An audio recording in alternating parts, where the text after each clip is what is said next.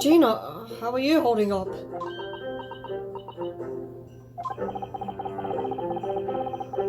I'm starting to feel quite warmly towards her frequent cold shoulders now.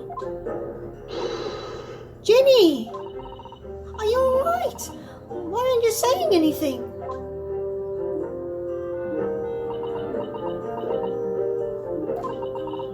What's the point, eh? I go to all this trouble and fight so hard for the likes of me. What? You saw it? That picture?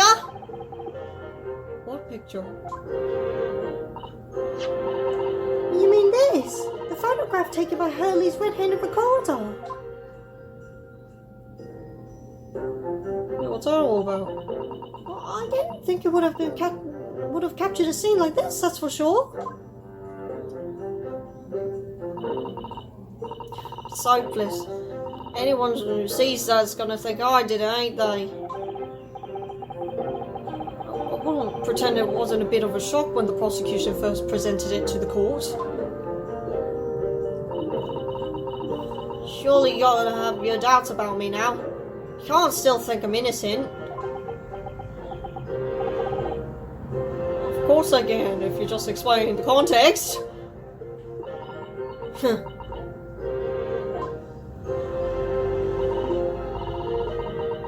Ginny, why don't you talk to us? Tell us what really happened that night. Runa's cleverly managed to piece together a lot of new information, but still, we'd really like to hear it from you.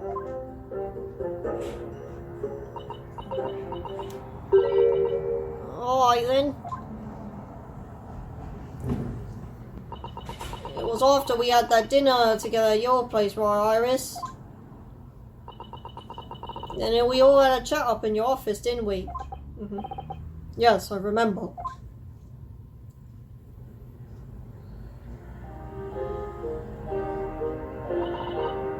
After that, I just couldn't get to sleep. So I slipped out and went down the street to the 2-1, to Winterbank's place. I had to know if Iris's story was there or not. The Hound of the Baskervilles. I don't know what it's about or nothing. If you ask me, something in it that Sholmes don't like. Something what he don't want people reading. So then why did you suggest he would sell it? Just a thought. That's why he lied to Iris about sticking it in lug with Winterbank for safekeeping. At least, that's what I thought at the time. So you broke into Winterbank's. I just had to know if it was ill or not. I mean, I had no idea all that was going to kick off, did I?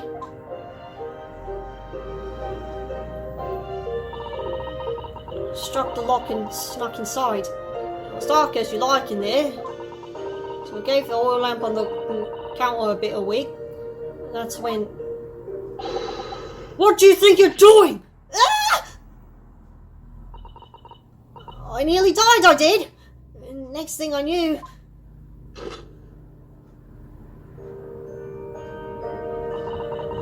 I grabbed the gun off the counter and was waving it in the air like... I don't know what.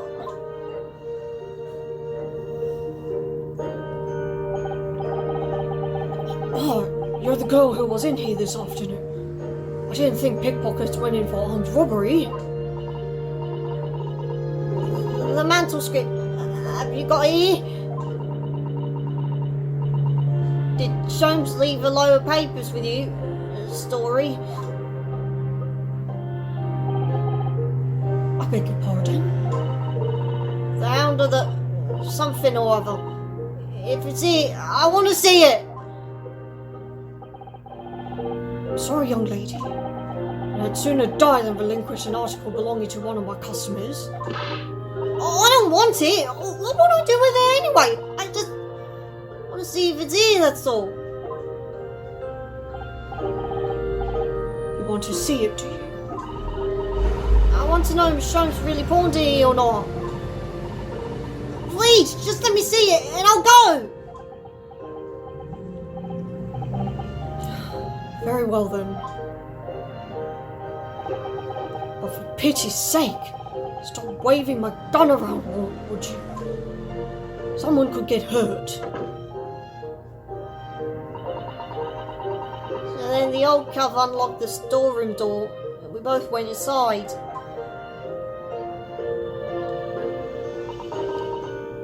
I was there, alright, the man told Script.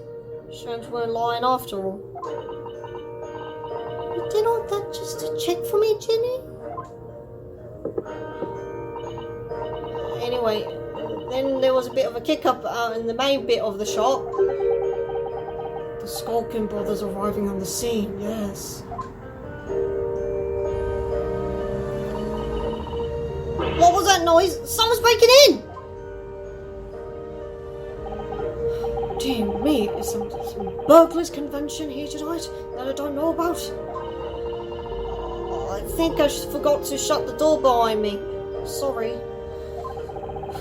Better go and take care of it. Could I possibly have my gun back? Oh, well, I'll come with you and... Now, don't be foolish, young girl. You must stay right here. Don't leave this room under any circumstances. Did he know something? And with that, he took the gun out of my hands and walked back out into his shop. How did it get in your hands? I hung back in the storeroom like he said, straining my ears in the dark to hear what was going on. It sounded like they got into a bit of a scrap. I started to think I should help see. So I was just about to go out to the storeroom myself when... 2 shots went off. I heard a couple of shots go off. 2, I think. Almost at the same time. We've confirmed 3 bullets, right? At this point. I wonder what these 2 are referring to specifically. And then there he was, right at my feet, lying face down on the floor. I was right next to the storm door. So I slammed it shut and locked it quick as you like. Guess you thought whoever shot Mr. Winterberg might come for you. How did the gun get into the storeroom though? Yeah, so I went to grab the old cub's gun. Oh.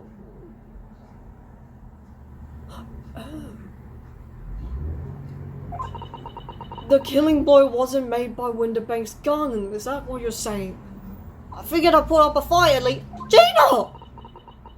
But when I got a better look at him, I knew. Oh, you knew?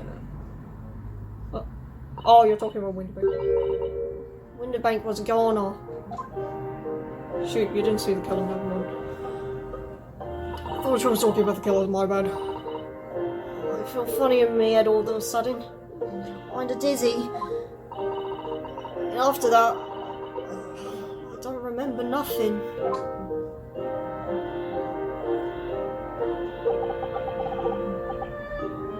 Must be when you passed out, Gino. If I hadn't done what I'd done, the old Cuff might still be alive. Did you tell the police everything you just told us? Of course I did! I didn't believe a word of it, did I? All I said was, if I kept telling lies, it'd make things even worse for me.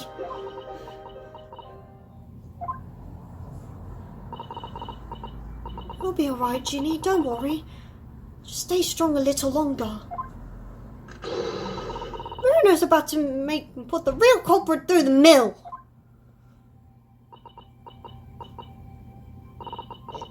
That couple was there in the afternoon. That Eggert Benedict.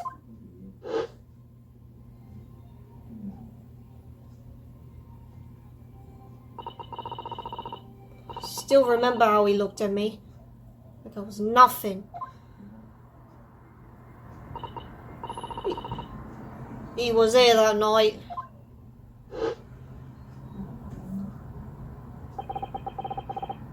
We don't know his real name yet. I'm convinced that he's involved somehow. Anyway, Thank you for telling us what happened, Gina. I appreciate your honesty. You what? We can leave it all in Runer's capable hands now, Ginny.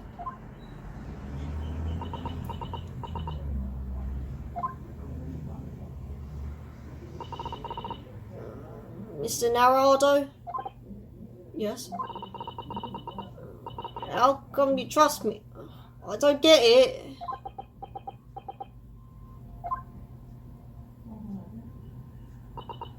I mean, have you forgotten what happened here before? Come on, it was only 2 months ago now. Me and McGilded told you a whole pack of lies. You go to bobtrot off with him, even though he was a killer. No, I could never forget that. Oh. I did what I thought was best at the time. The pain of that error of judgment doesn't get any easier to bear. Still, don't forget that I also made you a promise. I told you that I'd be on your side to the bitter end, no matter what. But what if I'm lying, huh? Could be working to get another kill off the hook for all you know.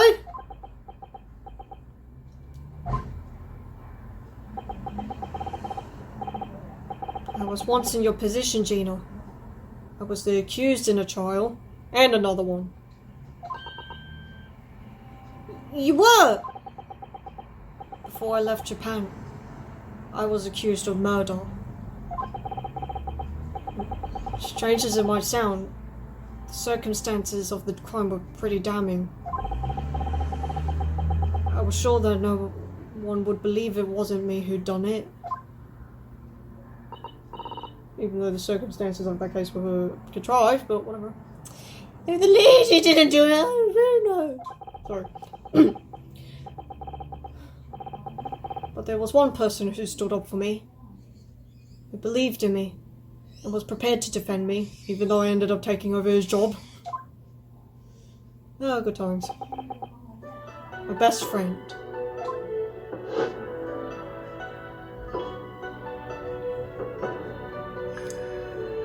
You're not scared.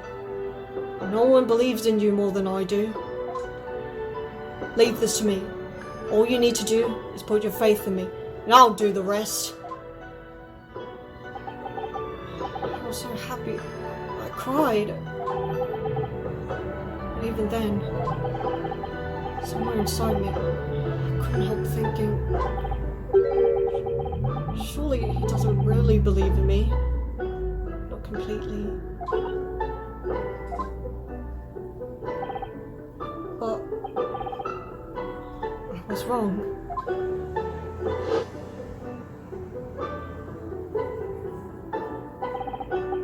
As soon as my trial began, it was obvious.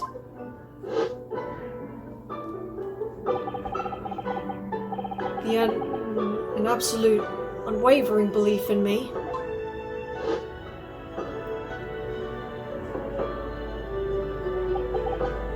In turn, I developed an absolute, unwavering belief in him.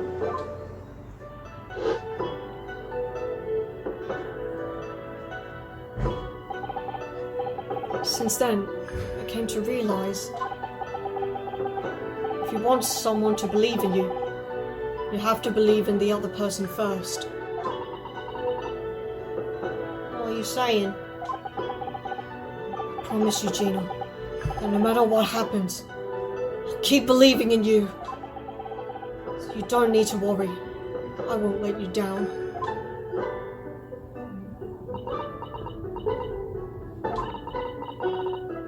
Even though I'm a diver, I'm a no good liar.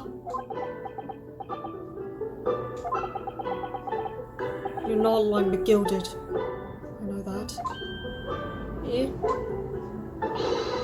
That's right. You're a friend, Ginny. Iris.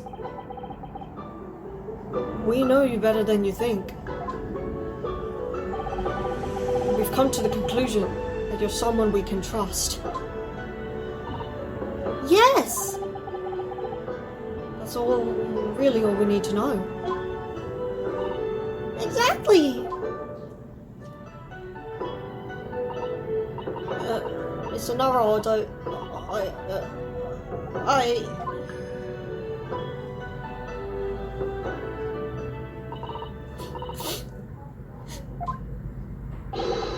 Defendant Gina Lestrade and her legal representative! Court proceedings are about to resume. Please head to the courtroom immediately! Yes, of course. Thank you.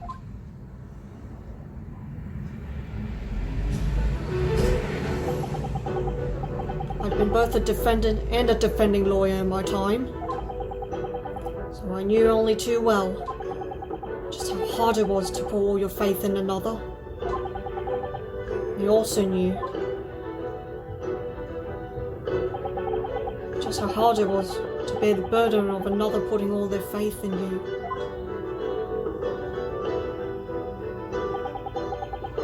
This is it at last. The final chapter. The final battle.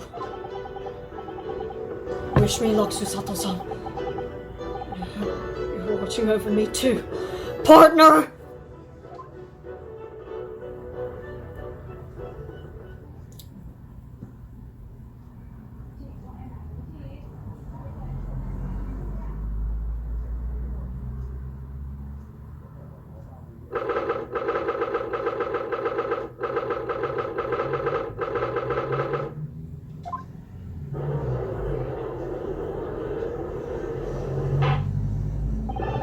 I hereby call this court to order as we resume the trial of Miss Gina Lestrade.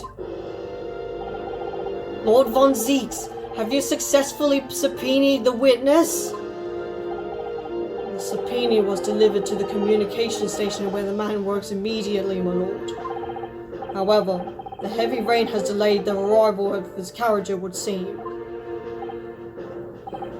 I see.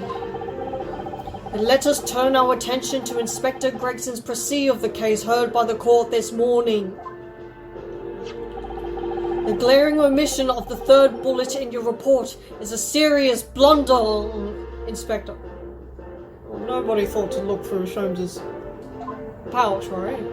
Yes, I can only apologize, my lord. And although the defense's chemical analysis of the blood at the scene makes for a compelling argument, I cannot permit such untried methods to be used as evidence in my courtroom. It's a big mistake to cross Hurley and me. A very big mistake. My lord, the subpoenaed witness has just arrived in the building.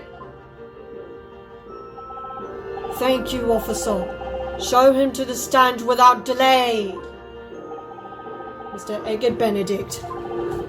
I didn't expect to be crossing paths with him again so soon. Certainly not like this.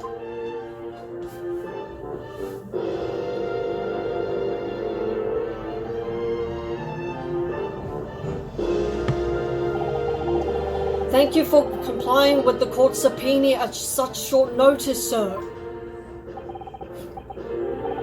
But of course, my lord, as an upstanding member of London society, it is my pleasure to oblige. Now, kindly state your real name and occupation for the court.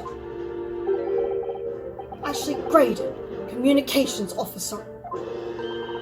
Mr. Graydon and I both work at London Central Communication Station. Now, perhaps somebody would kindly explain what all this is about. You were apprised of the situation by the court officer on your way here, I presume? Yes, it was. Something to do with a murder that took place at a pawnbroker's on Baker Street. Some nonsense about me having been there on the night in question.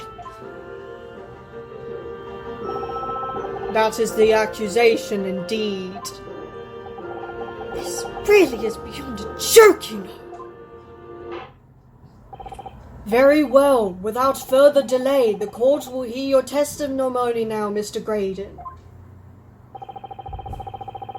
You will respond to the accusation made against you under oath.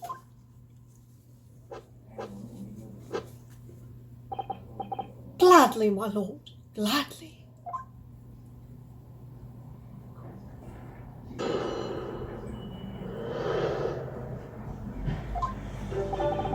Naturally, I have occasion to make use of pawnbroking services from time to time. But are you seriously suggesting I colluded with these thugs to break into the place on the night of the murder?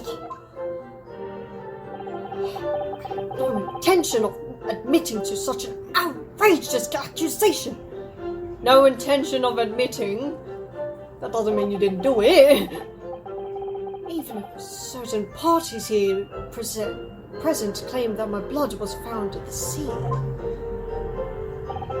Some Scaramouche detective's homebrewed tincture can hardly be taken as serious evidence.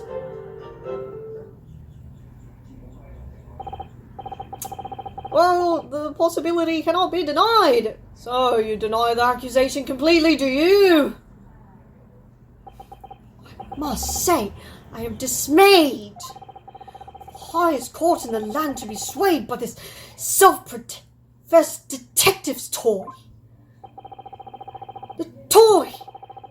It was the will of the jury, and our great British justice system demands that the jury's will is upheld. Then it would seem we have the misfortune of a most inept assembly of jurors today. My golly! How long am I expected to be detained here?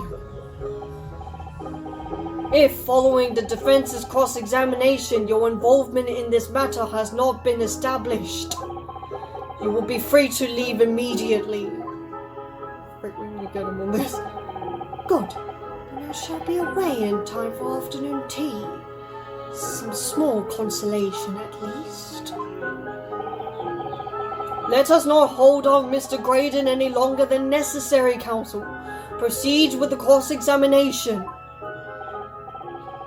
So, we meet again, Mr. Edgar Benedict. Or is it Mr. Graydon?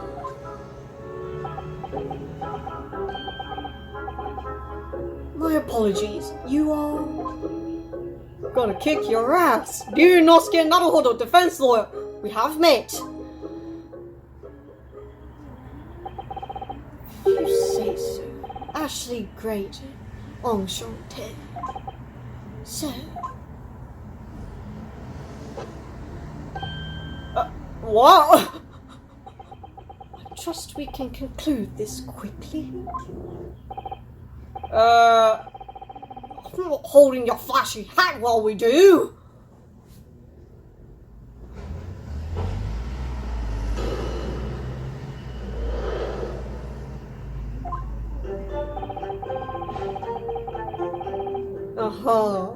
Alright. Are you serious?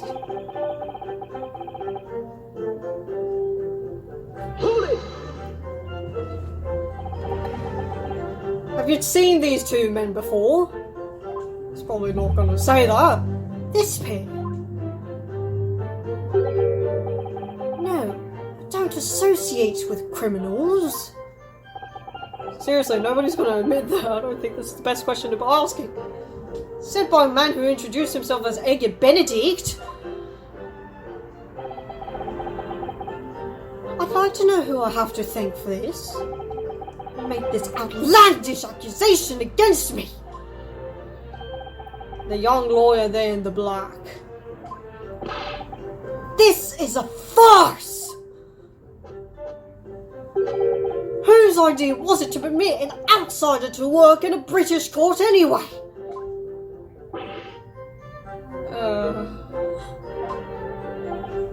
Well, needless to say. Okay, so we got nothing. No intention. Well, we're probably not going to glean anything more, but, where were you at 1 a.m. on the night in question, sir? Let's ask for an alibi, shall we? It is past the hour at which I would normally retire. Certainly. I was not in the company of these rapscallions. You're able to prove that? Objection! Listen carefully, my learned Nipponese friend. For you appear to be under gross misapprehension of this point. What do you mean? Witness maintains he was not at the scene of the crime.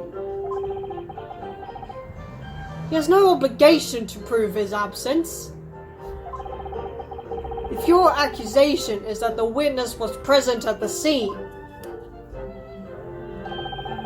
the obligation lies within you to prove your assertion.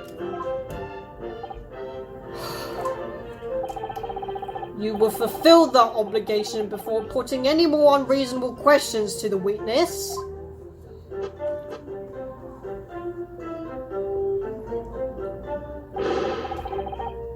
Silent victory wheel. Thanks. The burden of proof. We don't have anything concrete, I don't think. Even if certain parties he's gonna get away with it. Oh, yeah. Blood was found at the scene of the crime. I mean, it can't be Sholmes's blood because, like, we established. And I don't think it's Winterbank's either because he was shot in the storeroom. I mean, I guess we can't prove it's your blood, but, like.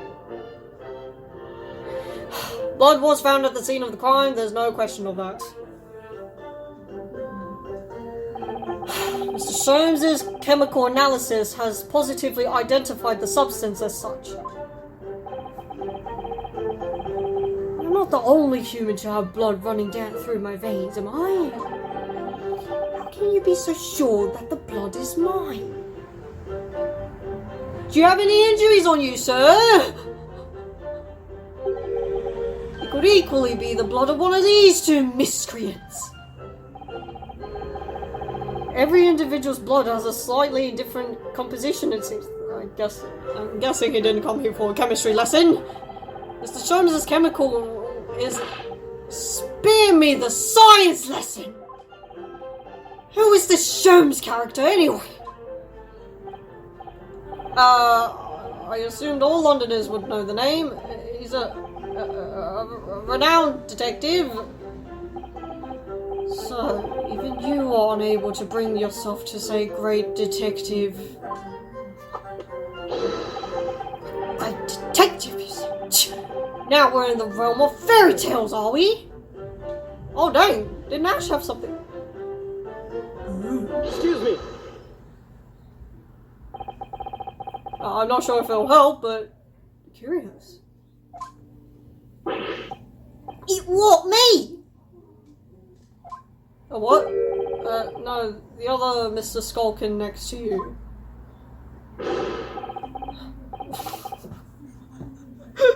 Right, I've had it up to here with this! How many times have I got to tell you?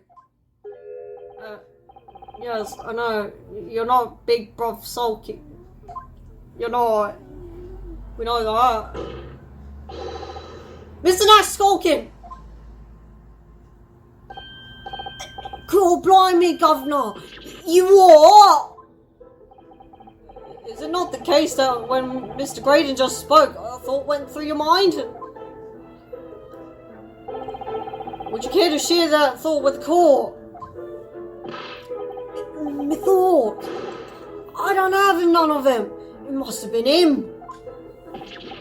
You what?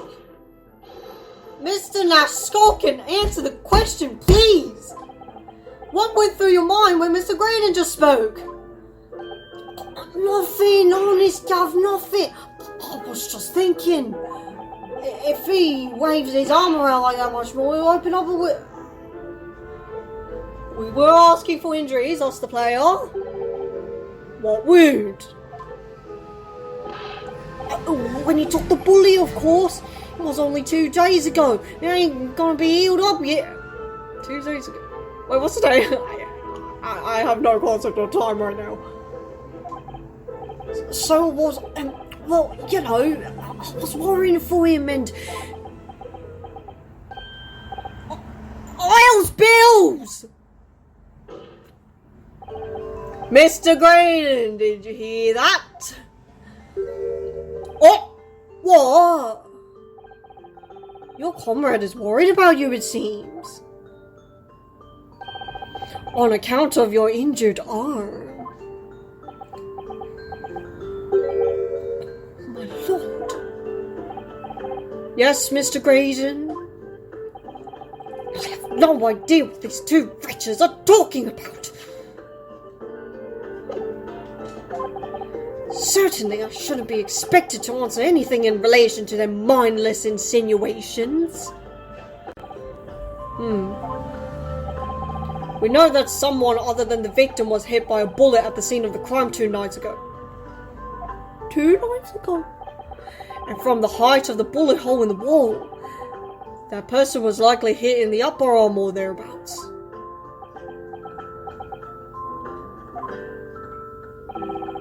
Perhaps you will allow a court official to examine your arm, sir? The left arm that you're currently clasping with your right hand as if in pain. No, I refuse. You've shown no evidence whatsoever that links me to these common thieves. Accordingly, I am not obliged to permit any such invasion of my privacy.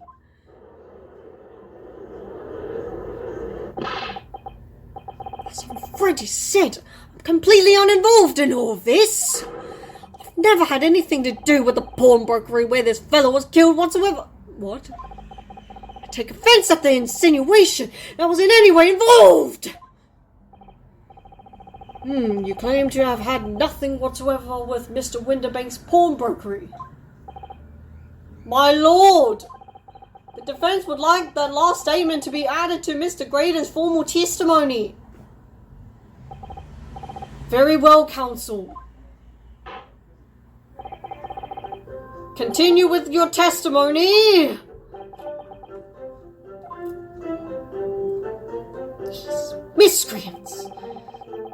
Never had anything to do with the pawnbroking establishment? Well, I say, it's a blatant lie. Does this disc not look familiar? Is that what we should point out? Oh wait, shoot, do we have that picture? Where's the picture? Oh, we don't have the picture! Dang it. Because that's how we were able to subpoena you in the first place. You literally... How is he getting away with this? This is so silly. Okay, wait, I'm gonna try the disc. But we should have had that picture. We should have had... Okay, whatever. Have you ever seen this disc before, Mr. Graydon? Why? Is it supposed to mean something? This disc was, until the day of his murder, in pawn in Mr. Winterbank's shop. It was redeemed by the defendant, Miss Gina Lestrade, that afternoon. However, somebody mysteriously appeared to try to take it from her. And that somebody was you, of course. Wasn't it, Mr. Graydon? Playing dumb now. Gregson, can't you tell corroborate? As I've reiterated numerous times now, you are mistaken. That was not me. I've never seen that disc before in my life. You may have escaped notice. There is a small smear of blood on the disc. Yes, resulting from an abrasion of the thumb, perhaps. That's right. The surface of the disc is covered in hundreds of tiny metal bumps. In the skirmish to acquire the disc, the thumb of the person who tried to make it suffered minor lacerations. You are not gonna try to deny this now. This is so silly. So, The disc bears the remnants of that skirmish in the form of this smear of blood. Good thing nobody cleans it then. The thumb of the person in question must bear the remnants also, in the form of a scratch. Good gracious, indeed it must! Mr. Graydon, you refused to allow a court officer to examine your arm before. Are you now going to refuse to allow us to examine your thumb? Because I have no doubt that it bears a small scratch consistent with the smear of blood on this disc.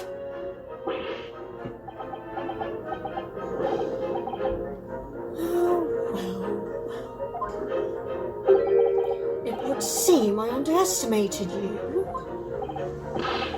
What is the meaning of this? So you admit it now? You admit you have a scratch on your thumb from when you attempted to take the disc from the defendant?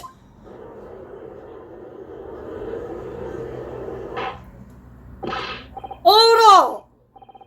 Well, Mr. Graydon? It would appear that there's been something of a misunderstanding here. I did not attempt to take the disc, as you put it. No, quite the reverse. What are you trying to say? It's really quite simple, you see. The disc was mine from the outset. Is there some crime in taking an item that you own out of pawn? Can you explain the former gilded part then? What? It would seem, Mr. Graydon, that in this piece of evidence, my learned friend has established a link between yourself and the incident. Or at least the pawnbroker. Accordingly, you will tell the court everything you know about this disc now. As you wish. Though I'm quite sure it has nothing whatsoever to do with the pawnbroker's murder.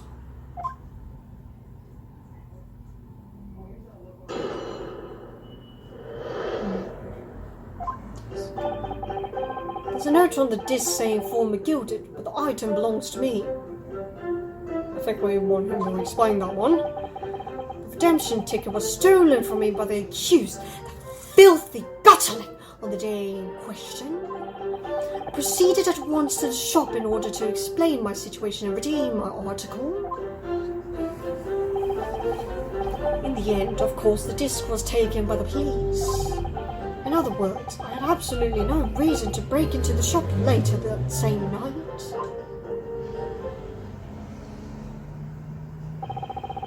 Did I hear you correctly, sir? McGilded, you say? The famous London philanthropist? Who perished in this very courtroom 2 months ago after being acquitted of a distinctly messy murder?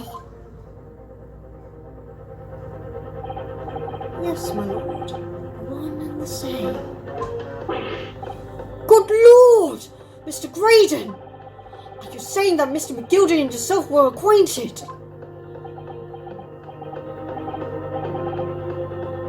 Yes, that's correct.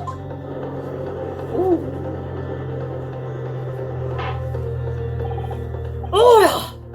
Well, I certainly didn't expect to hear that name uttered here in my courtroom again. According to what Gina told us, this disc was placed in pawn on that fateful night 2 months ago. McGilded himself gave instructions to deposit it at Winterbanks. It's funny that Mr. Graydon here is claiming the disc belongs to him then, isn't it? In all likelihood, he's lying. So he appeared that afternoon at Winterbanks in order to get his hands on McGilded's disc for some reason. Counsel, you will commence your cross-examination, please.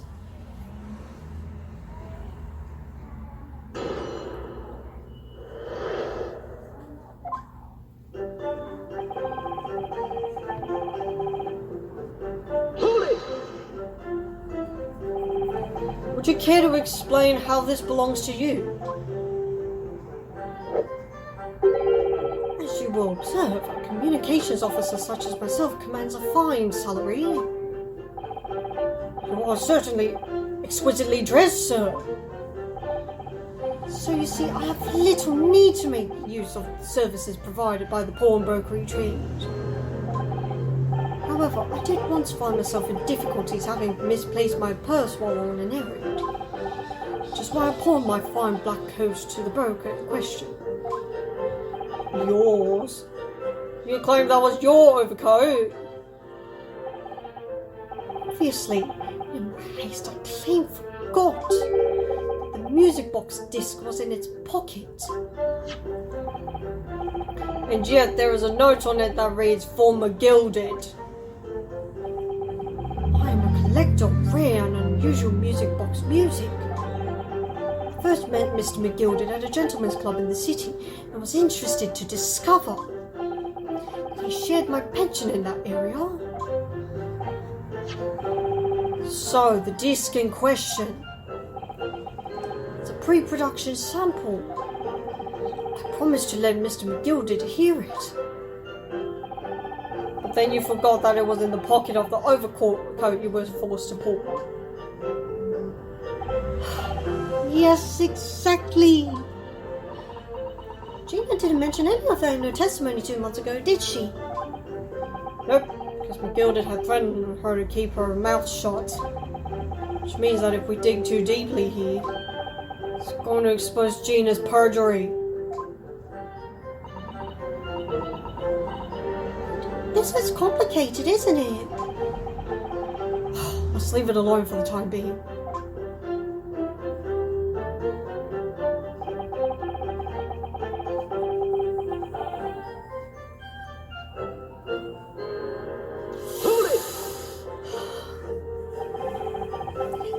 You're saying that Mr. Straight lifted the ticket from your pocket or bag? That's right. Despite being mindful of danger when walking in the insalubrious areas of her kind frequent. Objection! Mr. Straight did no such thing! Of course you would take that stance. The girl was a regular offender, I'll have you know. You came to the pawnbrokery that day prepared with all the information you need to identify the defendant. You were looking for her. That's what brought you to Winterbanks. To get your hands on Mr. McGilded's disc. Objection! My learned friend is a veritable font of nonsense. Nonsense? I concur with the prosecution. Counsel will refrain from conjecturing in this way. Is that clear? Yes, my lord. Then I will continue with my testimony for what possible use it can be. I proceeded at once to the In the end, of course, the disc was taken by the police. Hold it! It was taken by Inspector Gregson here, wasn't it? That's right. This was the very man. Apparently the police are collecting anything that has a connection to Mr. Is that McGill right? as evidence. What, you're denying it? Is something wrong, Inspector? What do you mean? The last remark Mr. Graydon made in his testimony seemed to trouble you in some way. No, it didn't. It's nothing. Leave it alone. Let me ask you this, Inspector. Why is Scotland Yard gathering Mr. McGilded's possessions? I can't tell you something like that, Sunshine!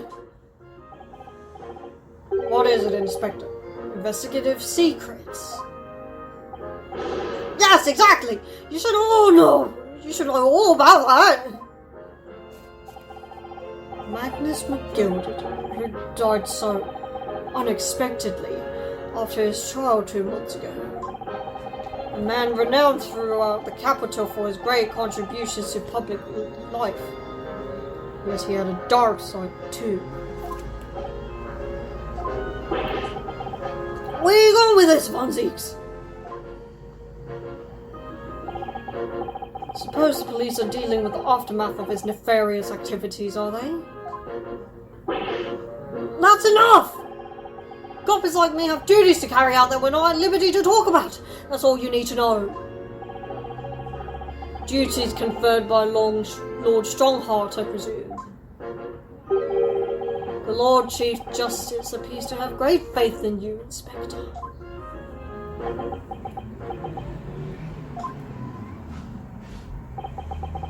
The bottom line is, if you want to get more out of me, you're gonna need Lord Strongheart's paw print first.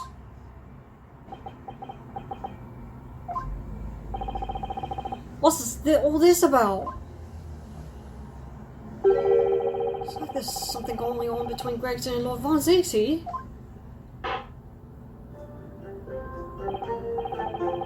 Well, it would appear that the Inspector has revealed all he is at liberty to reveal. Mr. Graydon, let us return to your testimony. Gladly, my lord. In other words, I had absolutely no reason. Hold it! Perhaps you'd seen something of value among the forfeited items? No, not at all.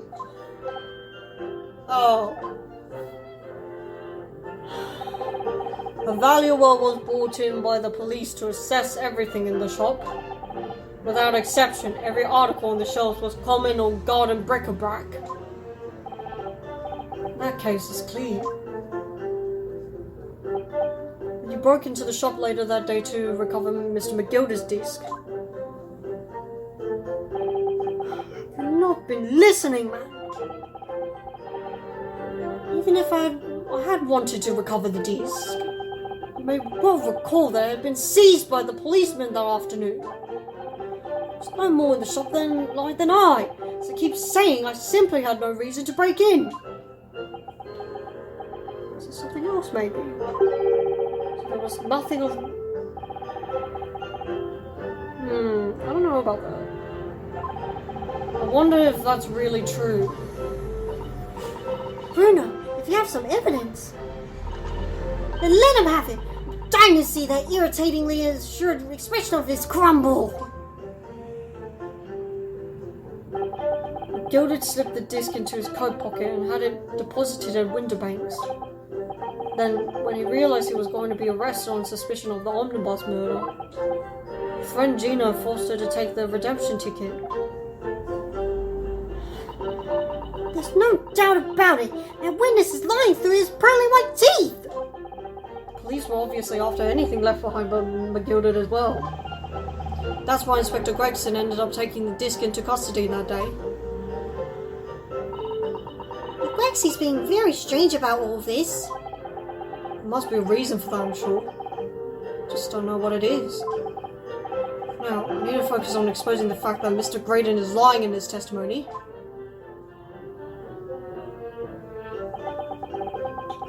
So we just present the other ticket, maybe? Okay, I guess we're going to bring that up now.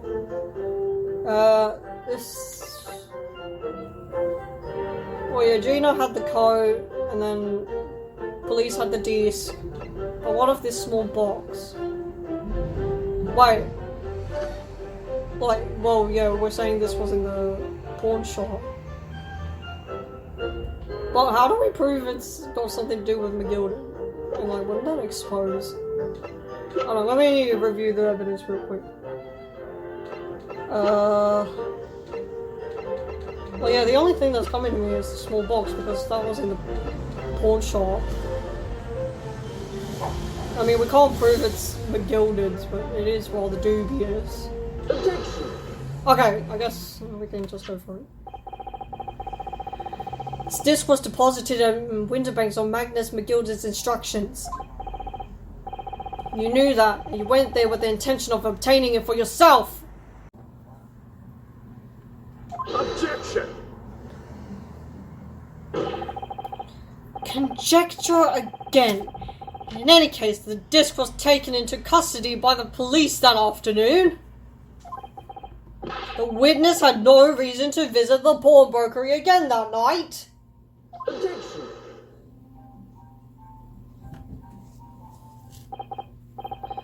Sorry, my learned friend. That's not true. What? Mr. McGilden had another article in Porn at Winterbanks. As this second pawnbroker's ticket proves. Oh! We got a reaction.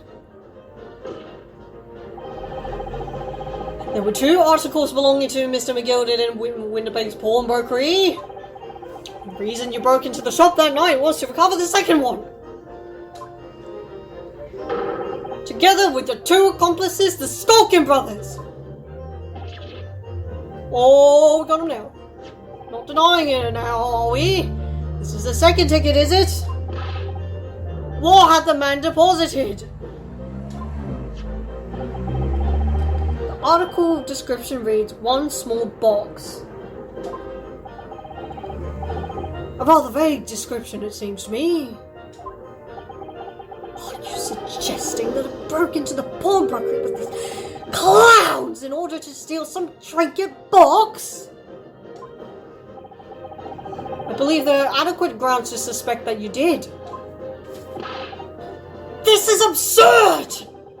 Why on earth would I do such a thing? Once the article has been forfeited, I could simply walk into the shop and purchase it.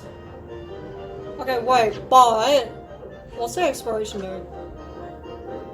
13th of April. Winterbank died on the 16th. Any reason why you couldn't redeem it earlier?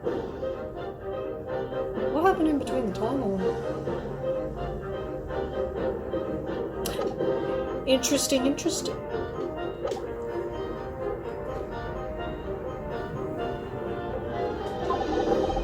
would be absolutely no need for me to resort to theft. That's a good point. Indeed, the witness makes a solid argument. So that means that for some reason, this Graydon fellow needed the small box that very night, does it? Objection. It's time to put an end to this nonsense, my lord. Could you be a little less cryptic, Lord von Zeeks? I do hate to ruin my learned friend's argument, but the truth is quite incontrovertible. On the night in question, no small box was taken from Winterbank's pawnbrokery. And rest assured, the prosecution can prove it. What? Good gracious! Inspector, show the photographic prints to the court, if you please. Yes, sir! What prints? These prints were taken from one of the detective's security cameras. And now you're taking one of them seriously. Herlock's.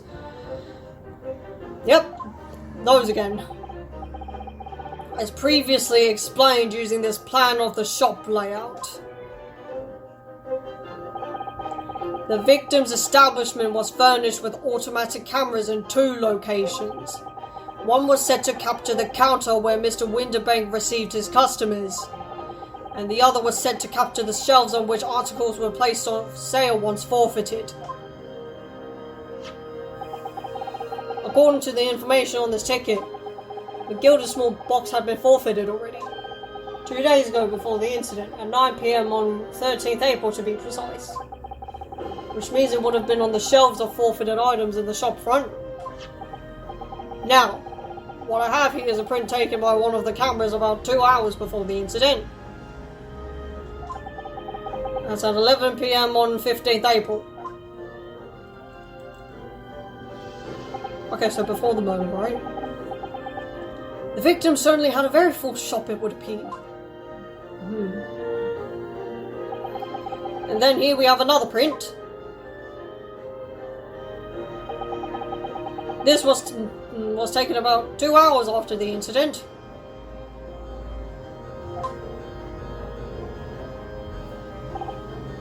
See, so I have two pictures to compare.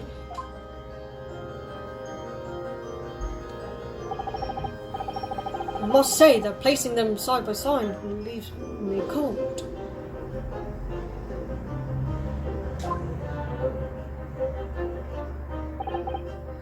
Dear me, it's starting to make my head ache.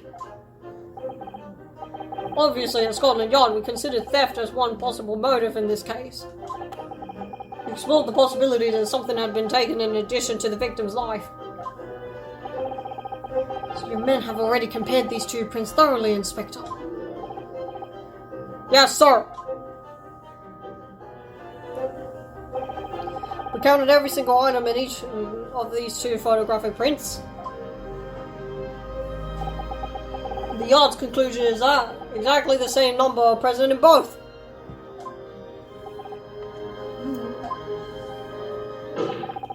In other words, nothing was taken from the pawnbrokery on the night in question. And my learned friend's assertion is nothing more than a hopeful fantasy. I don't believe it.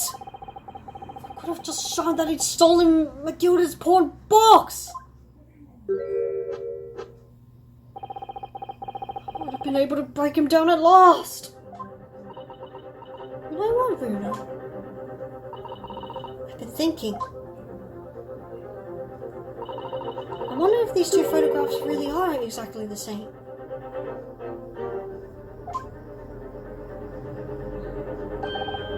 What? Well, yeah, there was a kerfuffle, right? Surely not. So, counsel, in the light of the evidence put forward by the prosecution, what is your position?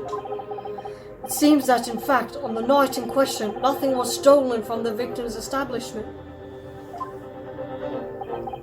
Do you accept the prosecution's assertion? I don't know. Could there be some hidden discrepancy in these two photographic prints somewhere?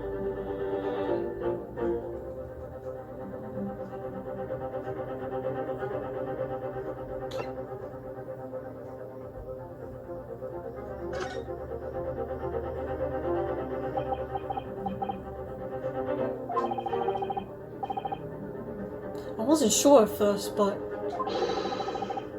there's a clear discrepancy between these two prints. What? You must identify the location in question for the court, counsel. Indicate the precise location of the discrepancy which you speak.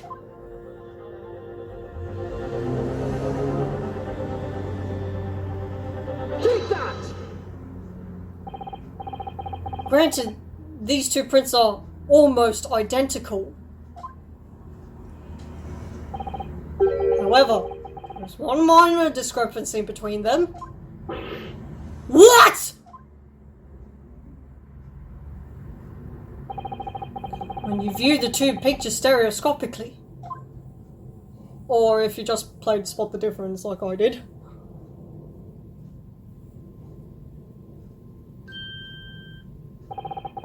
a single area stands out as being different.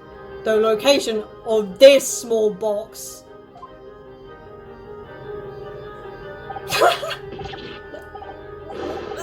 Unbelievable! Never gets old. My Jove, you're right, how extraordinary! What this tells us is very simple. Mr. McGilda's small box was indeed not stolen from Winterbanks on the night in question. However, there can be no doubt that somebody picked up this particular box and they've returned it to its place on the shelves. You're suggesting that the small box originally deposited by Mr. McGilda is in fact... Yes, the very same small box I just identified in these photographic prints. Objection! Mindless guesswork. What if it was?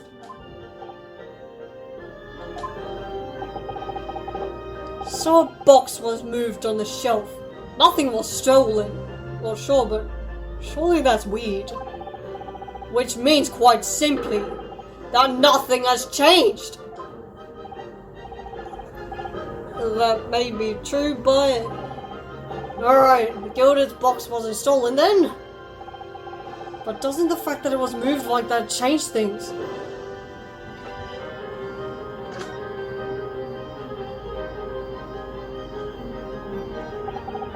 I believe this changes everything about the case. How can that possibly be? The crucial point is the fact that what was moved was a small box. In other words, we have to consider what might have been inside that box.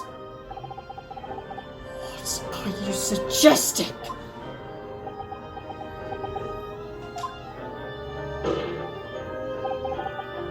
I'm suggesting that we need to examine that box as soon as possible. A vital piece of evidence is sitting on the shelves at Winterbanks as we speak. Objection! That won't be necessary.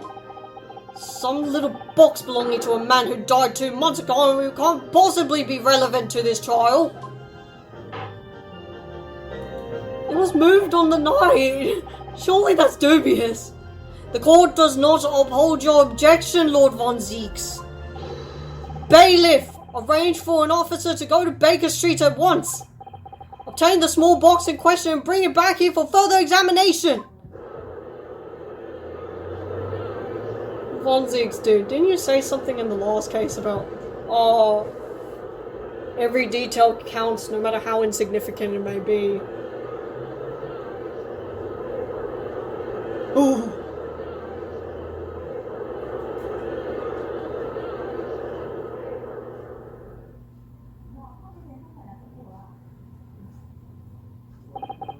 We should have a report within half an hour. I think perhaps we should recess for a short while until the evidence is brought forth. To be hoodwinked by such a farce. Disappointing. I beg your pardon, Lord Von Zeeks. This is nothing but a smokescreen. A Nipponese specialty, it would seem. What are you trying to say? My learned friend has persisted with the same line of reasoning from the very beginning. That this witness's intent was to steal an article belonging to Mr. McGilded from the pawnbrokery. Yet common sense tells us that none of the articles have value enough to be worth stealing in the first place. Exactly! It would be beyond absurd to break into a place for the purpose of stealing such commonplace property.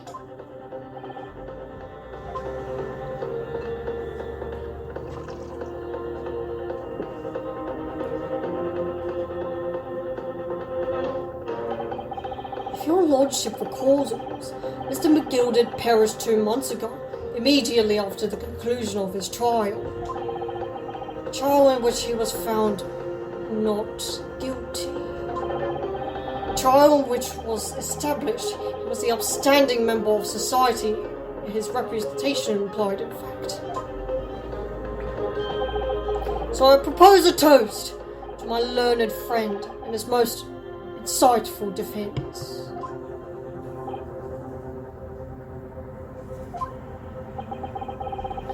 The articles this upstanding member of society pawned were entirely ordinary. A black overcoat that just happened to have a music box disc in one of its pockets, and a small box.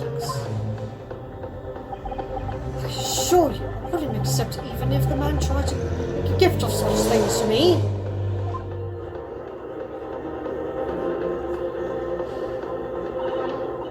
You know, that does make rather a lot of sense. It's not as if it was gold or jewels, was it? Well, goodness knows, McGilded was rich enough. He not deposited cash at a brokery. I'm quite certain of that. The prosecution's argument is undeniably compelling. It is incumbent of the defense now to bolster its argument. To explain what possible significance these commonplace articles pawned by this fine citizen could have.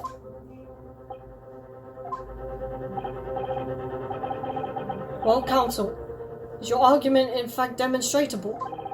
Are you able to show proof that the disc or the box are in any tangible way related to this case?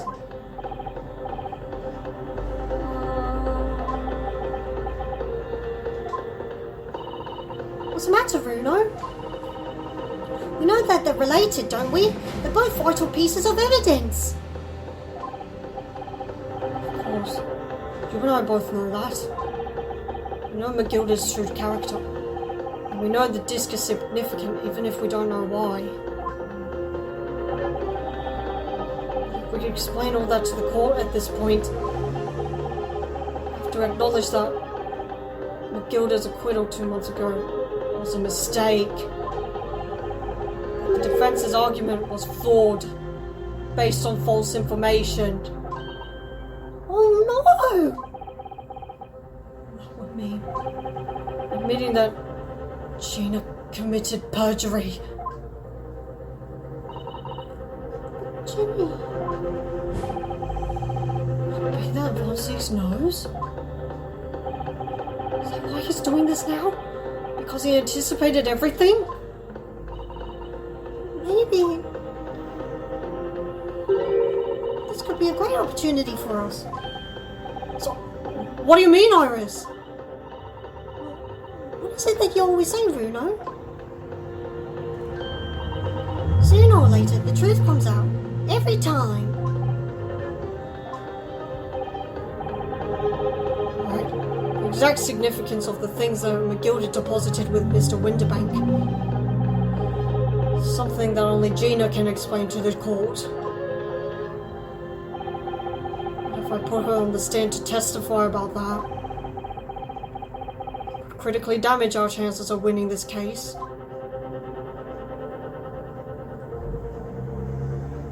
As long as she didn't do it. What's the right thing to do here?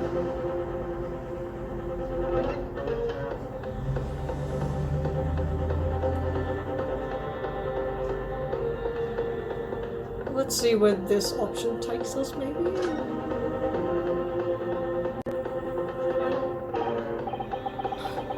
I can't get Gina to testify about this. If I did, she'd be forced to admit that she's guilty of a serious offense already. For a pickpocket like her, it would surely be the nail in the coffin as far as this trial is concerned. So you're not going to call Ginny then? To be honest, I was on the verge of deciding not to. But we have to uncover the truth here. In order to do that, we might have to suffer a few consequences along the way. Bruno! In other words, there's only one course of action for us to take here. Right. My lord, the defense would like to make a proposal. What proposal, counsel? While the court awaits the arrival of Mr. Magilda's small box, I would like to call the defendant, Miss Gina Lestrade, to the witness stand. The defendant? To what end? To do with the various articles deposited on Winterbanks by Mr. Magilda, my lord. Miss Lestrade has information relating to them. I believe it would be beneficial for the court to hear what she has to say. The truth will out. Will prove the significance of the articles in question once and for all. Oh, well. Things are becoming interesting. I presume you've considered the implications of the testimony you're proposing. In particular, the impact it will have on the accused standing, and indeed your own.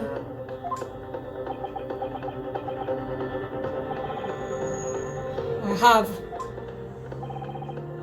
Von Zees, Would you care to explain that last remark? The prosecution accepts the defense's proposal. I move to interrupt the cross-examination of the current witness and hear from the accused herself. Very well, if you have no objection. So, the court will now hear the testimony of the defendant, Miss Gina Lestrade. You witnesses currently in the stand may step down until further notice.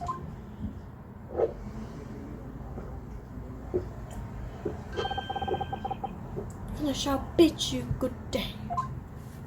Wait. You, sir, shall remain in the stand while Miss Lestrade testifies. As you wish. Alright then, Gina. It's time. I know this will be hard. Please, put your faith in me here. Good luck, Rena.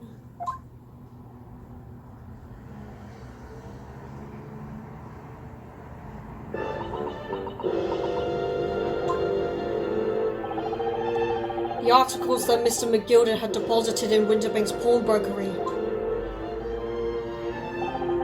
are intimately related with the omnibus case, the trial of which was heard in this courtroom 2 months ago. Yes, and I remember this young lady being brought before me in that trial as well. That's right, my lord.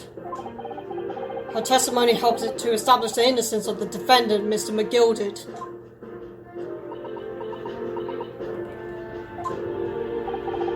The omnibus case was intriguing, to say the least. Here we are all again. The same players in that trial facing each other once more. A twist of fate, perhaps, my Nipponese friend.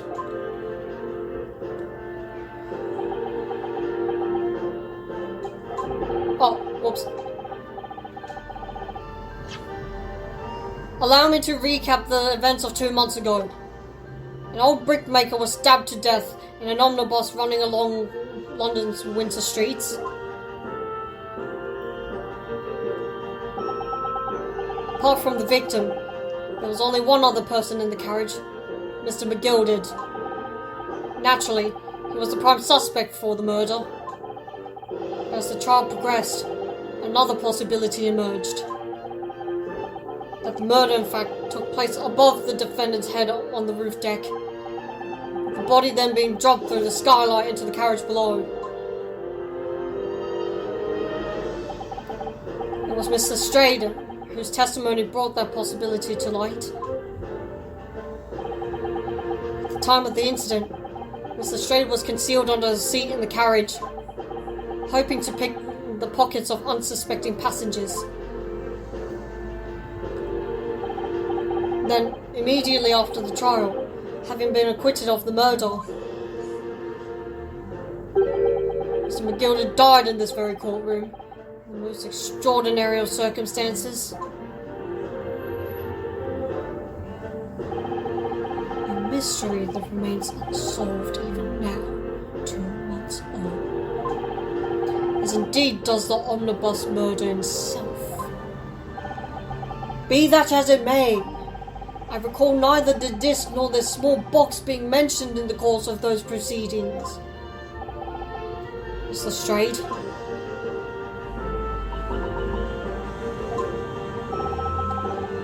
Would you tell the court now, please? What really happened in the omnibus 2 months ago, I mean.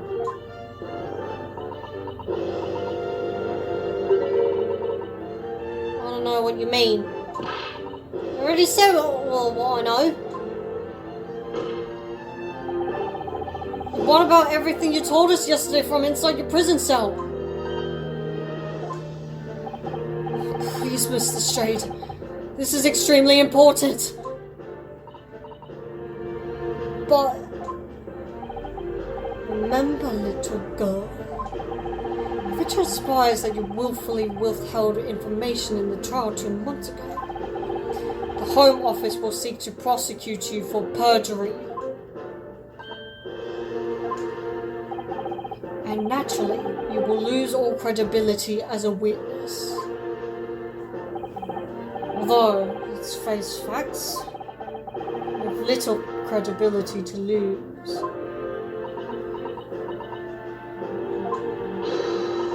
Jenny, don't listen to him! Please, you have to trust Bruno now! Iris! We're on your side!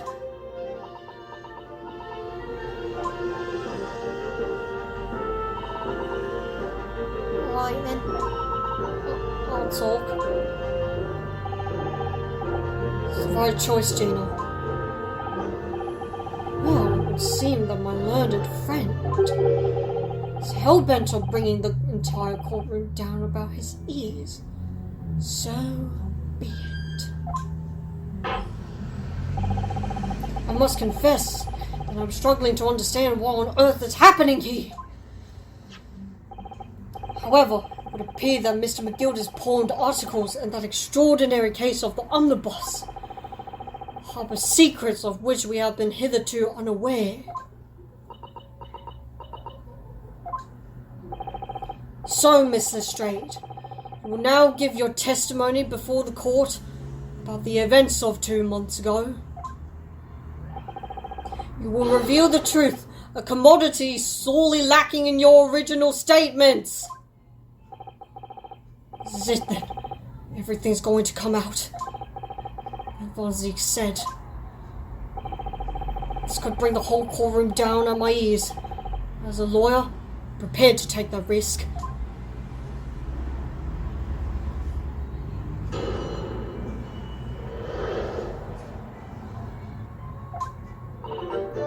Truth is, that brickmaker Cav was in the cabin of the omnibus the whole time. When the Irishman dragged me out from under the seat, I saw that disc on the floor.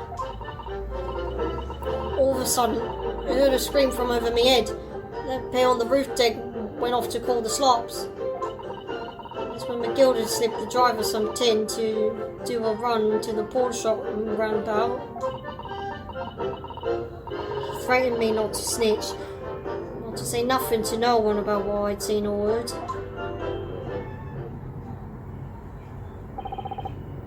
Good grief, this is outrageous!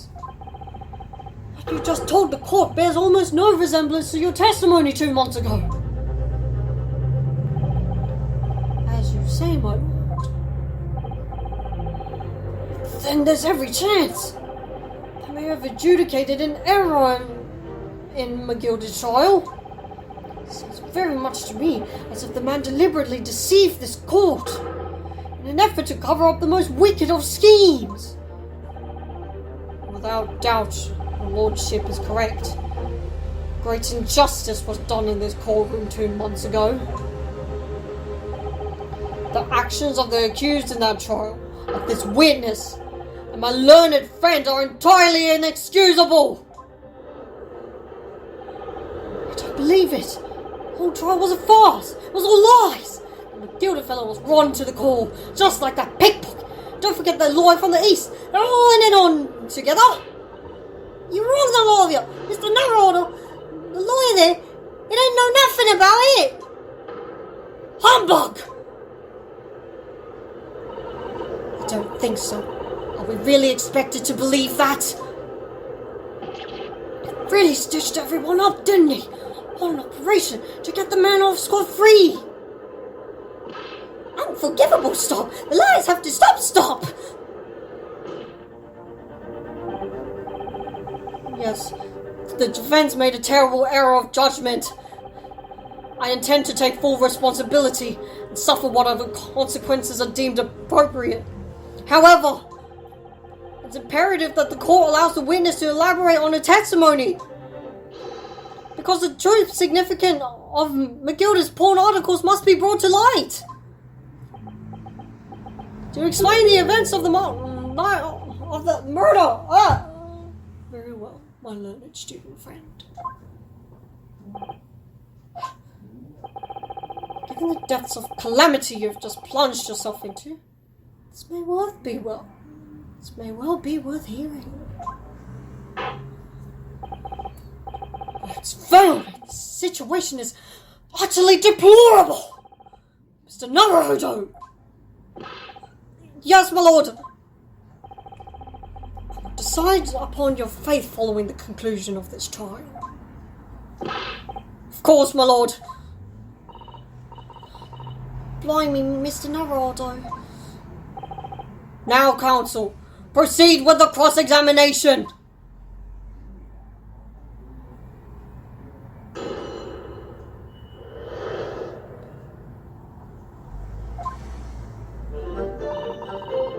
Truth is, that brickmaker calf was in the cabin of the omnibus the whole time. Hold it! And you were hiding in the cabin at the time as well, weren't you, Miss Lestrade? If I remember rightly, in the storage compartment underneath one of the seats. Yeah, that's right. It's pitch black under there, so you can't see nothing at all. Now, in your testimony 2 months ago, I feel certain that you claimed Mr. McGilder was the sole passenger, did you not? False testimony, my lord. That's what he told me I had to say. But it's important that you tell us the truth now. Were Mr. McGilder and the victim acquaintances? I don't know. I did hear them talking a lot. What were they talking about? Well, I couldn't hear too well. If I had to say, I think it was about money or something. They keep talking about buying and not buying. Perhaps business dealings of some kind. Well, anyway, they got louder and louder. It started to sound like a proper fight. I was pretty scared by then. I hardly dared to breathe. And then, all of a sudden, I heard a noise like someone keeling over on the floor. It was blooming loud and all. I believe you let out an involuntary scream. Yeah, that's what gave me away.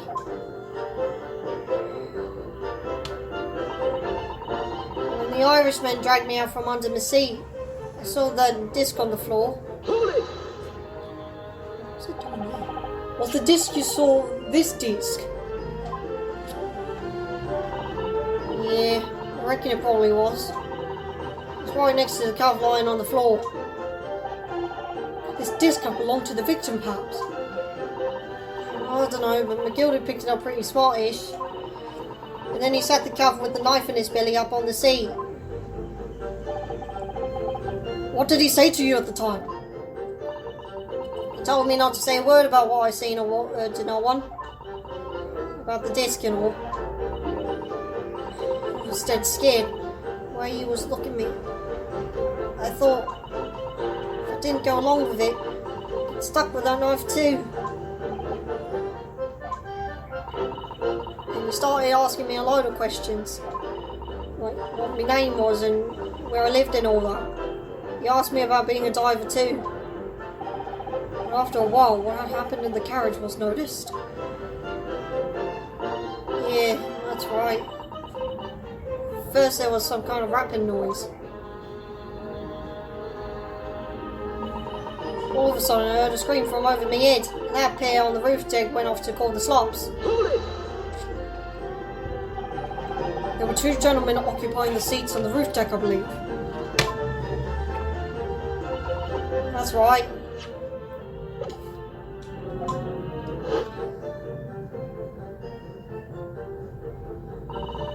They must have looked down through the skylight and noticed the calf with the knife in its guts. Oh my god, I need to stop doing that, sorry. And when they screamed, the diver pulled up the horses and McGilder got me out of sight.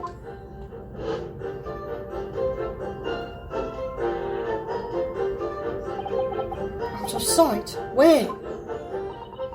Back under the seat where it started off. Once the carriage came to a halt, the 2 calves from the roof ran off to fetch the slops. They immediately left to fetch the police. It would appear they were entirely unrelated to the incident. So they left McGilder, the driver and you still at the scene. Yeah, only the driver didn't know I was there because I was under the seat. I heard the cabin door open and a voice from outside. The driver, yes. He also testified in the trial, I believe.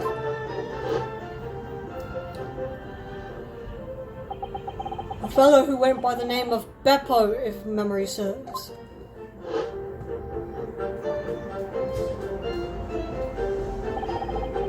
What did McGilded and the driver say to each other? I don't know what happened and stuff like that, mainly.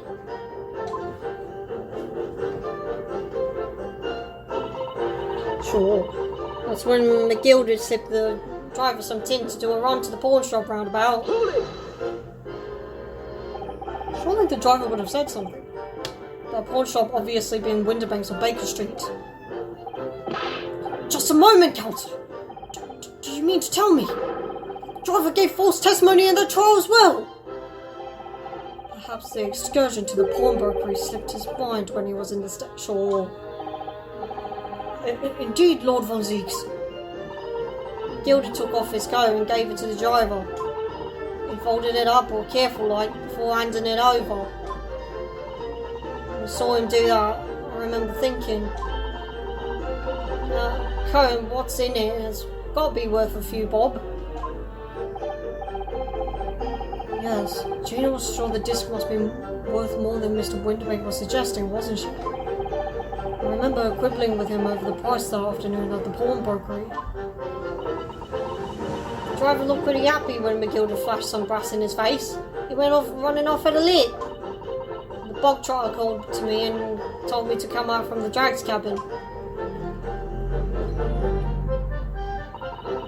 He threatened me not to snitch, to say nothing to no one about what I seen or what I heard. Threatened you? How exactly? Told me I'd only be able to scalp her if I did exactly what he said. Which included giving false testimony in court 2 months ago. Yeah, that's it. There's one other thing he said. Which was... He told me I have to hang on to the ticket from the pawn shop. Make sure not to lose it. The ticket? Never! Said that if he didn't show up to get the ticket off me and... Said that if he didn't show up to get the ticket off me before 2 months passed, I had to go to the pawn shop and pay the money to keep it in lug. Stop it getting forfeited. He left me with some brass to pay for it. Really? Why on earth would Mr. McGilder have done such a thing? Depositing his own overcoat with a pawnbroker before the arrival of the police. It makes no sense at all. It would seem to be the only logical explanation, my lord. What McGilder had the driver deposit at Winterbanks was something he didn't want the police to see. Oh, something very important that he needed to hide at all costs. Seriously, how did the driver... Oh my gosh. Anyway, after that, he let me go. So legged it before the coppers shot him up.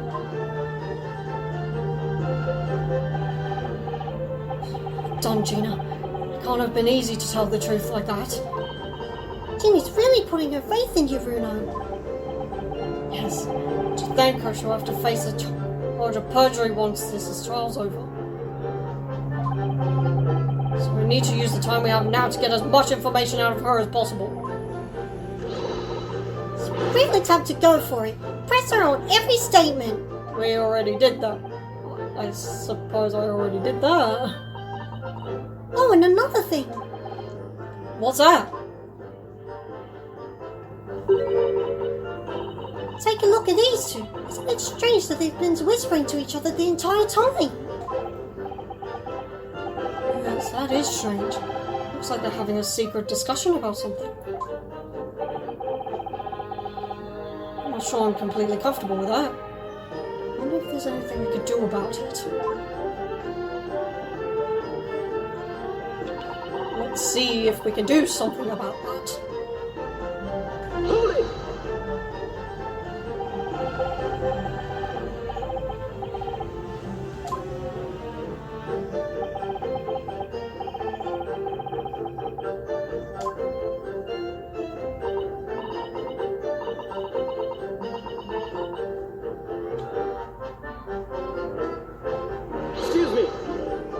What? Is there something you'd like to share with the court, Inspector Gregson and Mr. Graydon?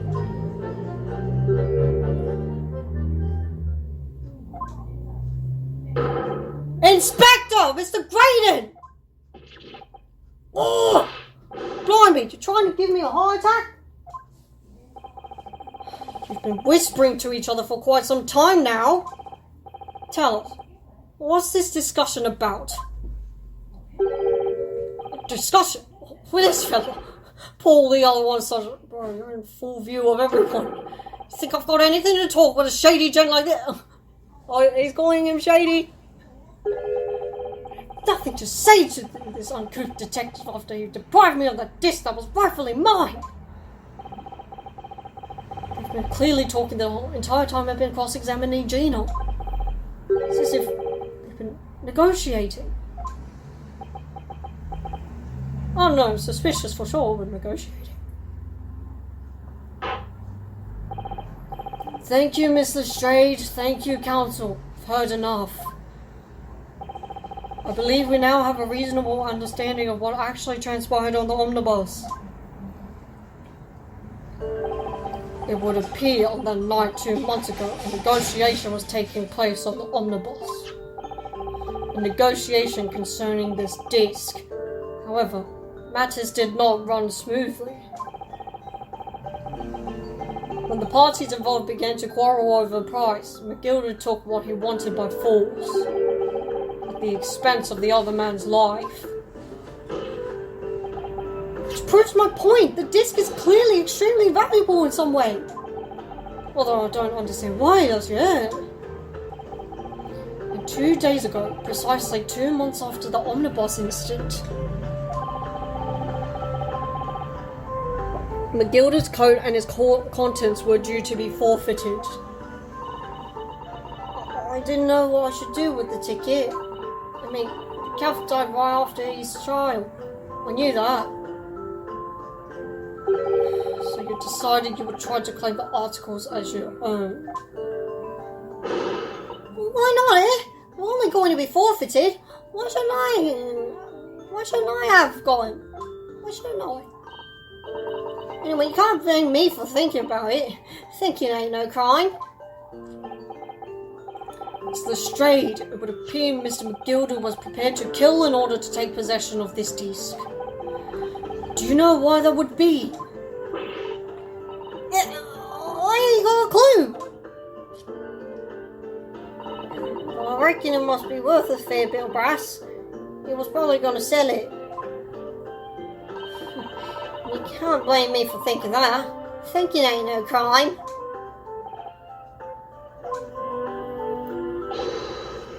My lord. The evidence your lordship requested has been located and is ready for the court's inspection, sir.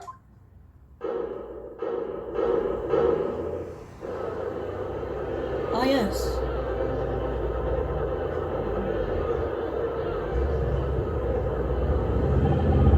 Mysterious little box deposited by McGilder 2 months ago. There's no doubt in my mind that that's a key piece in this far-reaching puzzle.